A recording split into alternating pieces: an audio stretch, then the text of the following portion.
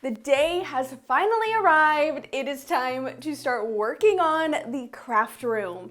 I just have been feeling so uninspired in this space because everything has been packed away in boxes. Nothing is organized. I don't even know where half of my DIY supplies are. And honestly, the room is just not functioning and not very cute. So I figured it is about time that we tackle this space so that we can start all of the other spaces in our new townhome. So come along with me because we have a lot of work to do. Starting with what I want to talk about here, which is basically our setup that we have going on. And I do think that this is going to be kind of the basic idea of what I want this craft room to look like, with my two bookshelves that you probably remember from the last room, as well as this dresser that you probably don't remember being in my last craft room because I put it on the opposite side of the wall that you saw in all my videos. Even though I told myself back when I made this dresser that sometimes I would flip the room around and you would see that back setup, but it never got used.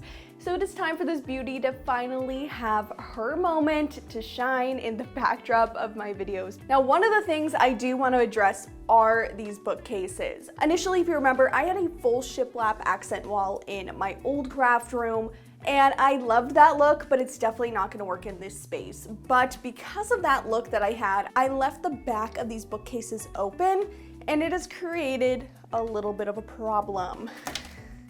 These are so unstable because there's nothing supporting the back section of these shelves. So I think the best place to start is adding a back to the shelves. And because I saved so much of that shiplap material, I thought, why not use that leftover shiplap and make some backs to these bookcases. So it kind of ties in the old room while giving it kind of a nice refresh and also making these structurally sound so they're not wobbling in the background of my videos.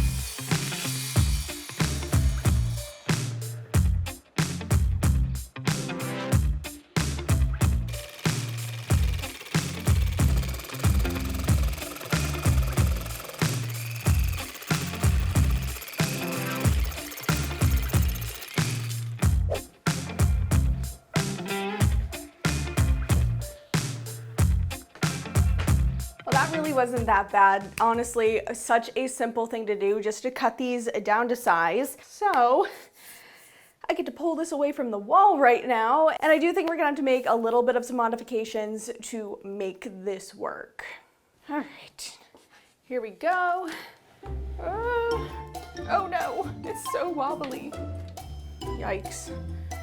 Oh gosh, look at it. That's so bad.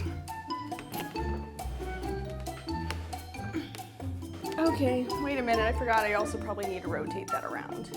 Stand by.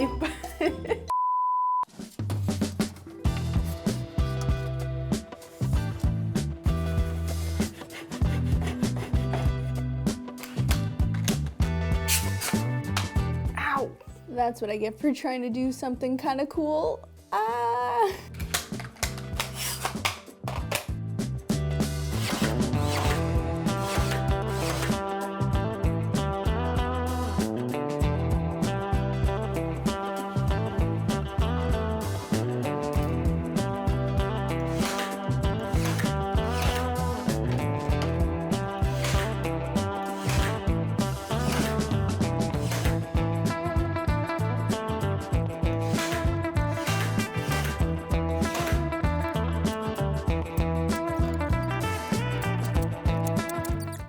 These look so good. It's almost like the shiplap was meant to be here. Also, look at that. They are so solid. I just can't believe it. That was so easy to do and made such a huge transformation. Now there are still some things that we need to do to touch these up from the move. There were some scratches in the paint, some dents and dings and stuff that need to be filled in, a couple holes too that I need to touch up. Also, I do want to change the crown molding so that it wraps around these sides as well. So we do have some more work to do, and then we get to move on to the fun part, which is painting, and I cannot wait to show you the color that I picked out.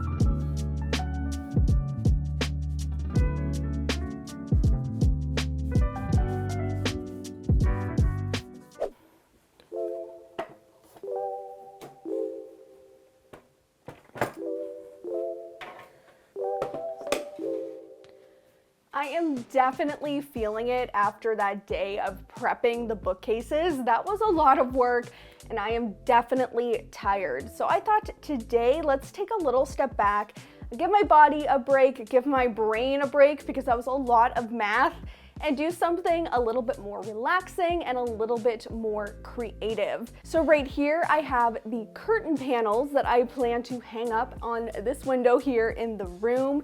They are this really lovely floral pattern. I just love these, the pinks, the greens. I just think they are so pretty and so feminine and just exactly what I envisioned in this space. However, they have one thing that I did not like about them, which are the grommets on top. And as much as I do think a grommet makes a curtain convenient and easy, it is not the look that I'm going for. So I bought a curtain that's longer than the length that I need for this space, and we're gonna just cut the grommets off and add our new top. And while we're doing this, I wanna say a big thank you to Craftsy for sponsoring today's video. Because of Craftsy, I have been regaining some of my sewing skills that I feel like I have forgotten or left behind because I don't do sewing projects very often. So I'm gonna tell you a little bit more about Craftsy as we work on making these curtains fit a little bit better in this room. Craftsy is your online resource for all things creative, with over 2,000 classes on sewing, knitting, crocheting, arts, baking, and so much more. I could keep going on. And I've taken a few classes on Craftsy now, and I feel like I've learned so many new techniques that I wouldn't have had the confidence to try otherwise. And right now, I am currently taking Advance Your Sewing Skills with Ashley Huff. And while today I'm doing a more simple sewing project as I work on these curtains, I can't wait to start applying some of these tips, tricks, and techniques that I have learned for future sewing projects once my craft room is fully set up. Now, all of Craftsy's classes are taught by talented and friendly experts, showing you step-by-step demonstrations, and new classes are always being added to make sure that you can always come back and find something new to feel inspired. And as a member, you can also connect with fellow makers, access live stream tutorials with the experts, and just overall get the satisfaction of learning and making something new. And the first 1,000 of you to click the link in the video description will get a full year of premium membership to Craftsy for only $1.49, valid for new members only. And for my TV viewers, pause this video right now and use the camera on your phone to scan the QR code on your screen. That will take you to the very same link.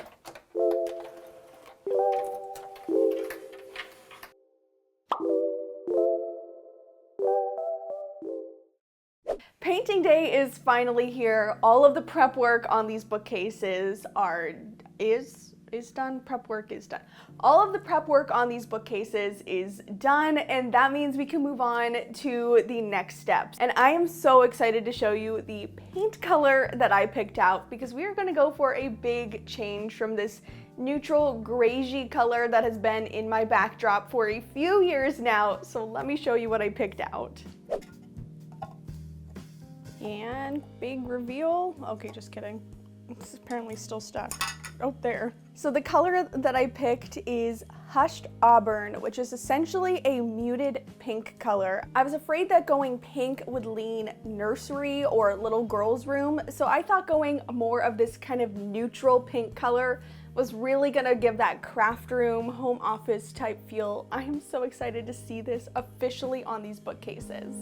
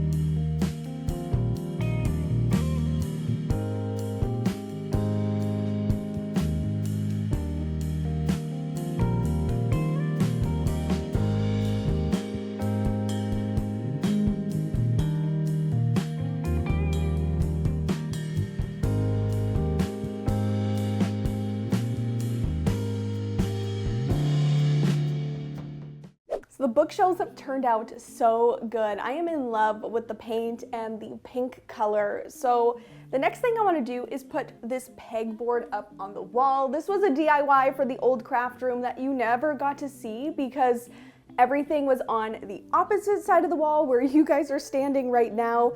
And so I want this to be the focal point of my new backdrop so we can display some really cool finds on here. I cannot wait to show you a little bit later on some of the things that I have been thrifting for this craft room makeover. So we have to figure out where the studs are. I already was kind of doing a practice and found where one is, but we will need to find that. We'll have to add some furring strips onto the wall, and then we can hang this pegboard.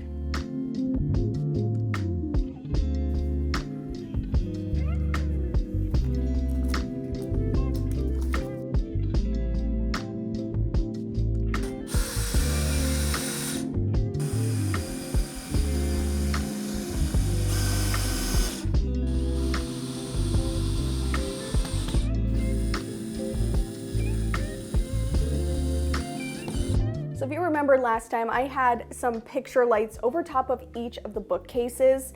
Well, I never actually charged those picture lights because they were rechargeable. So this time I am doing something a little different. I have a picture light right here, but it actually has a cord with a plug, which is going to be great. So I'll be able to plug it into the outlet behind the dresser. It's controlled by the light switch in the room, so that makes it even more functional when we're coming in here in the dark, and at night I could at least have some sort of light in the room to see where I am going, because that was a problem in the last craft room. And I just want to put it right above where the pegboard is going to go, and it'll illuminate the background and look it'll illuminate the background and look really, really nice, I think.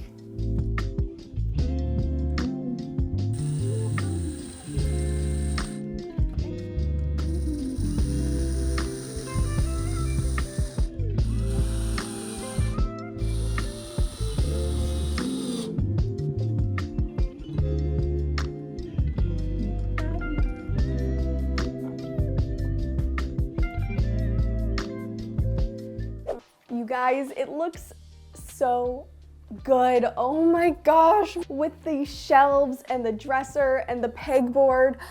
I am so in love with this. It just looks great. Now, obviously, of course, I'm gonna need my desk. We have to get that in here. Let's get the rug put down and also hang up those curtains.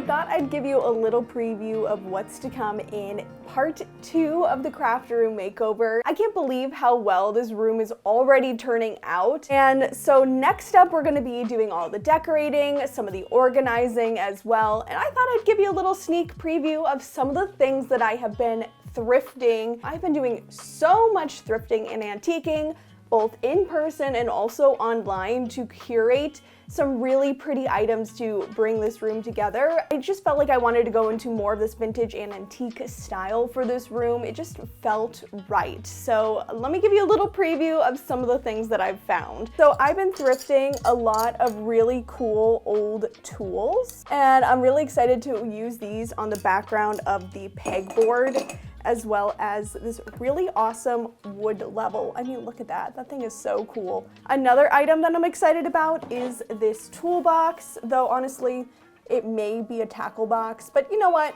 It's okay. It'll serve its purpose. I really liked the color. I knew that this kind of almost like rose gold color that it kind of has would match really well with our background. One of my favorite finds, which I actually bought online, these ones I had bought in person, is these sewing drawers. I've been wanting some antique sewing drawers forever for my craft room. I just think they're the neatest thing, and I searched until I found the ones because I just love the beautiful detail. I guess you can't see them, they're on this side.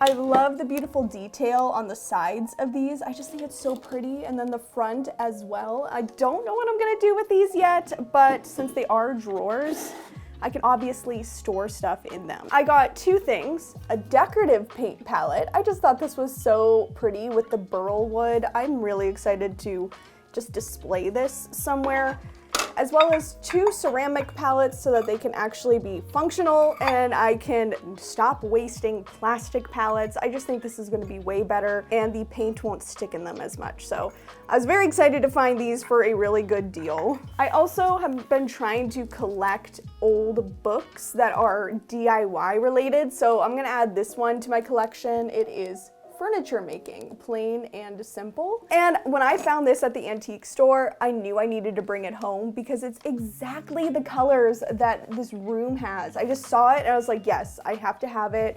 I love the vintage floral design. I think that's perfect for what we're going for in here. And then the pink mat, which perfectly matches the bookcases. I just could not leave this behind. These are just a few of the things that I have been thrifting and piecing together and curating for this room. So you're definitely gonna have to make sure that you don't miss out on the next video, because we will be fully transforming this room, making it functional, making it pretty, and I'm so excited to have you guys come along with me. Now don't forget to check out Craftsy with the link in the description box, and that's everything I have for you in this video. Thanks so much for watching, and I'll see you next time. Bye.